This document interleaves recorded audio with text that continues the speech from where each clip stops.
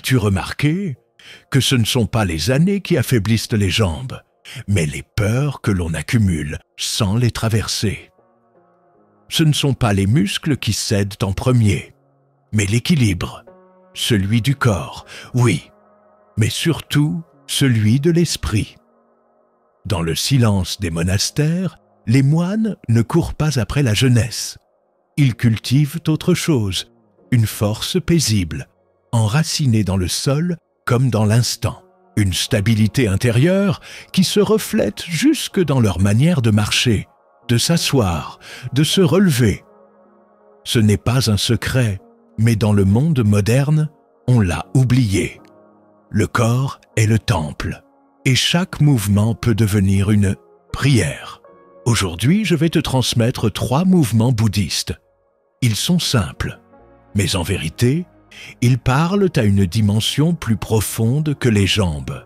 Ils renforcent ton ancrage, protègent ton corps contre les chutes et réveillent en toi une mémoire ancienne, celle de la confiance. Si tu ressens qu'il est temps de revenir à toi, de retrouver ton équilibre, non seulement physique, mais aussi mental et spirituel, alors reste avec moi jusqu'à la fin. Et pendant ce voyage, je t'invite à t'abonner et à écrire en commentaire cette phrase. Je marche en paix, stable et libre. Car peut-être qu'à la fin de cette vidéo, tu ne bougeras plus jamais de la même manière. Dans le Dhammapada, il est écrit « Celui qui est maître de lui-même est plus puissant que le maître de 1000 hommes. » Les anciens sages savaient que la véritable force ne réside ni dans la vitesse, ni dans la performance, mais dans la capacité à habiter pleinement chaque geste, à faire du moindre mouvement une offrande au moment présent. Le Bouddha enseignait l'attention au corps comme porte d'entrée vers l'éveil. Il n'invitait pas à fuir la chair, mais à l'honorer, à ressentir les pieds qui foulent le sol comme si c'était la première et la dernière fois. Mais dans le monde moderne, l'on marche vite, l'on tombe souvent et surtout, l'on ne sent plus rien. La chute n'est pas qu'un accident du corps. Elle est aussi la conséquence d'un désalignement intérieur, esprit dispersé, souffle court, cœur agité. C'est pourquoi tant de personnes, en vieillissant, perdent plus que la stabilité physique. Elles perdent le lien à la terre, le lien à soi. Les moines bouddhistes ont transmis, à travers les siècles, des pratiques simples. Des mouvements, presque invisibles, mais profondément réparateurs. Aujourd'hui, nous allons nous en souvenir ensemble, non comme des exercices, mais comme des actes de conscience, des gestes sacrés, pour retrouver la stabilité que rien ni personne ne peut ébranler. Il existe un lien invisible entre l'équilibre du corps et la paix de l'esprit. Ce lien, les moines bouddhistes ne le nomment pas toujours. Ils le vivent. Chaque matin, dans les monastères, le jour ne commence pas par la parole, mais par un mouvement, lent, attentif, enraciné. Ce premier mouvement du jour est un rappel. Tu es vivant, ici, maintenant. Tu n'es pas séparé du sol. Tu es une extension de la terre, et la terre te porte si tu es prêt à l'écouter. Le premier mouvement que les maîtres enseignent n'est pas un exercice de force, mais un acte de réconciliation. On l'appelle, parfois, le pas conscient. C'est marcher sans aller nulle part, avancer pour être avec chaque appui, sentir le talon toucher, puis la plante, puis les orteils. Et entre chaque pas, un souffle, un silence. Ce n'est pas une marche ordinaire, c'est une prière, une façon d'exister sans fuir. Ce mouvement renforce les jambes, oui, mais surtout il t'apprend à ne plus tomber en toi-même, à t'arrêter avant de glisser dans le chaos mental, à t'ancrer dans ce qui est simple, réel, stable, le sol, le souffle, le corps. Il y a un proverbe zen qui dit « Lorsque tu plies les genoux, plie aussi ton orgueil ». Le deuxième mouvement est connu dans certaines lignées monastiques, comme l'inclinaison de gratitude. À première vue, c'est un simple salut. On fléchit les genoux doucement, on abaisse le buste, on laisse les mains rejoindre le sol, puis on remonte sans précipitation. Mais pour ceux qui le pratiquent avec conscience, ce mouvement est un rituel sacré. Il n'exerce pas seulement les jambes, il allège le cœur, car à chaque flexion, tu laisses tomber un poids invisible, l'ego, la résistance, le besoin de contrôle. Et à chaque redressement, tu ressens l'humilité d'un être qui n'a besoin de rien d'autre que le présent pour se tenir debout. Ce mouvement renforce les cuisses, les genoux, la posture, mais il éveille surtout une force intérieure souple, celle qui ne s'oppose pas, mais s'adapte, se relève et remercie. Enfin, il y a un troisième mouvement, plus subtil encore. Les maîtres le nomment parfois la posture du vent immobile. Assieds-toi sur une chaise ou un coussin, les pieds à plat, le dos droit. Ferme les yeux et commence à lever un talon, puis l'autre, alternativement, comme si tu marchais sans marcher. Tu ne bouges presque pas, mais tu actives toute la chaîne musculaire des jambes. Tu réveilles l'ancrage, la stabilité fine, celle qui prévient les chutes avant même qu'elles ne surviennent. Mais ce n'est pas tout. Ce micro-mouvement développe quelque chose que peu soupçonnent, la vigilance paisible. Tu apprends à rester présent sans effort, à habiter ton corps comme un refuge, pas comme une armure. Ces trois gestes, le pas conscient, l'inclinaison de gratitude et la marche immobile, ne sont pas des techniques, ce sont des chemins. Chemin vers toi-même, vers une force tranquille qui ne cherche pas à dominer, mais à rester debout dans le calme. Et si tu les pratiques chaque jour, même 5 minutes, tu ne renforces pas seulement tes jambes, tu changes ta relation à la chute. Elle n'est plus une menace.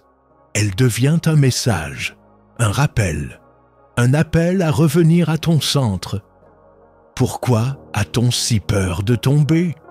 Est-ce vraiment la douleur physique ou la perte de contrôle, la honte, le vertige de n'être plus maître de rien? Tomber, pour l'ego, c'est une blessure insupportable. Mais pour le sage, c'est une leçon d'humilité. Car tôt ou tard, tout tombe. Les feuilles, les corps, les illusions. Et celui qui n'a pas fait la paix avec la chute vit dans la tension permanente. Dans la vision bouddhiste, chaque chute extérieure est le reflet d'un déséquilibre intérieur, pas forcément visible. Souvent, ce déséquilibre vient d'un karma subtil, des habitudes mentales, des peurs anciennes, des réflexes émotionnels que nous portons sans même le savoir. L'attachement à la solidité est l'un des plus profonds. Tu veux que ton corps t'obéisse. Tu veux que ta stabilité soit garantie. Mais la vie ne garantit rien, sinon le changement. C'est cela que le Bouddha appelait l'impermanence, anicca. Et c'est souvent ce que nous refusons de voir. Alors nous nous raidissons. Et ce qui devait être souplesse devient chute. Le déséquilibre, en vérité, ne vient pas de la faiblesse du corps. Il vient de la peur de fléchir, de l'attente que tout reste immobile, de l'illusion que nous pouvons tout contrôler. Et si tu regardes profondément, tu verras que cette peur n'est pas nouvelle. Elle est ancestrale.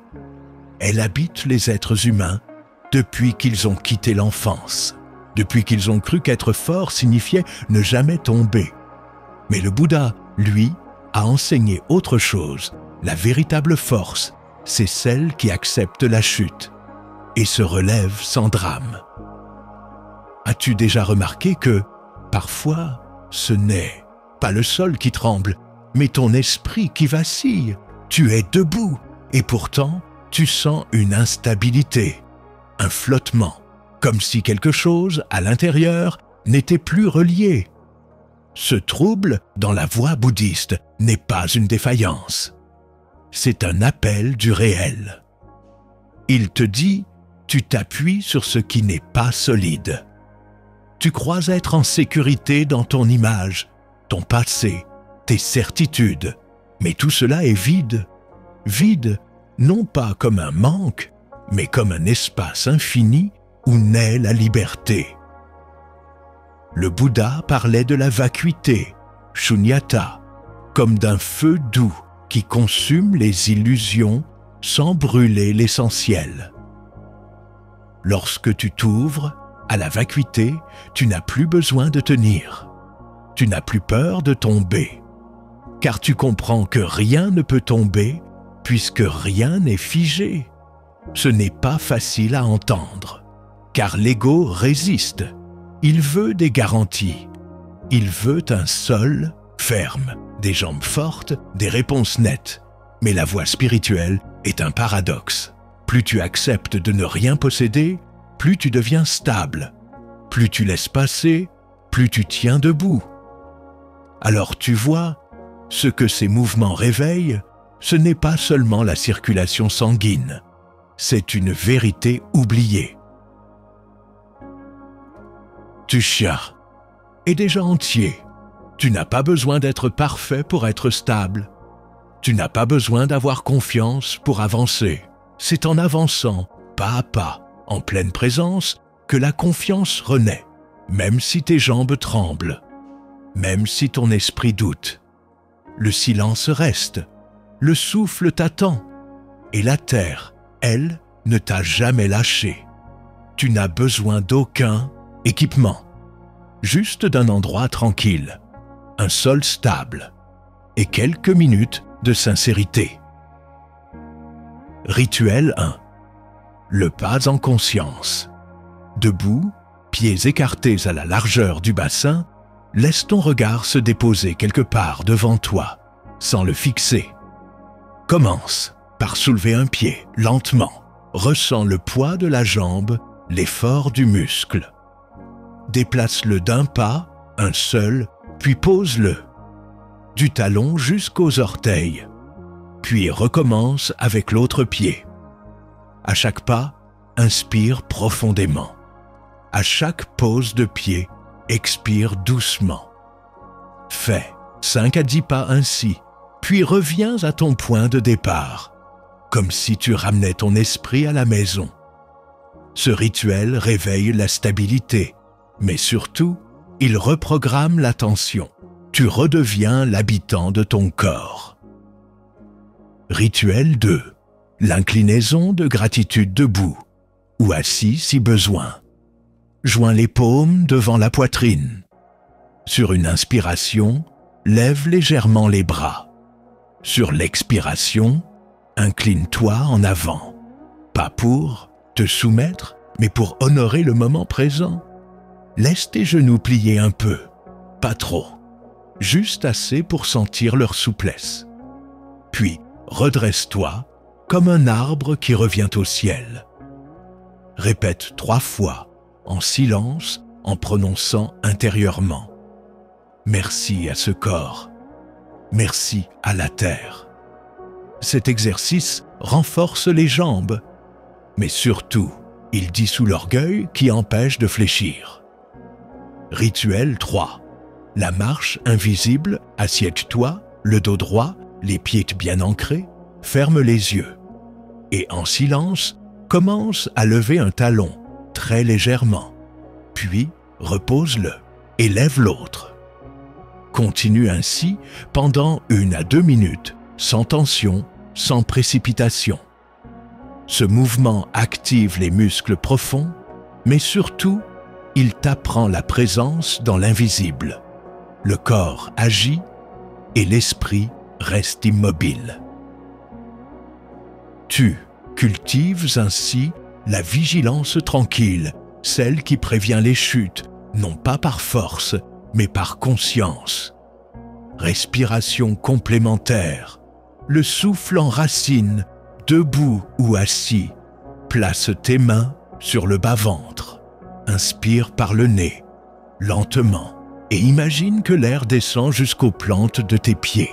Expire en relâchant les tensions dans les genoux, les hanches, les chevilles.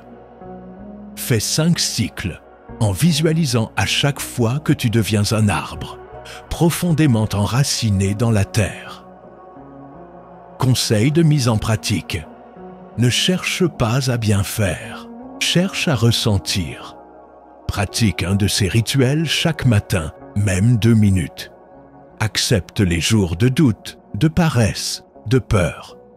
Quand tu tombes mentalement, recommence physiquement.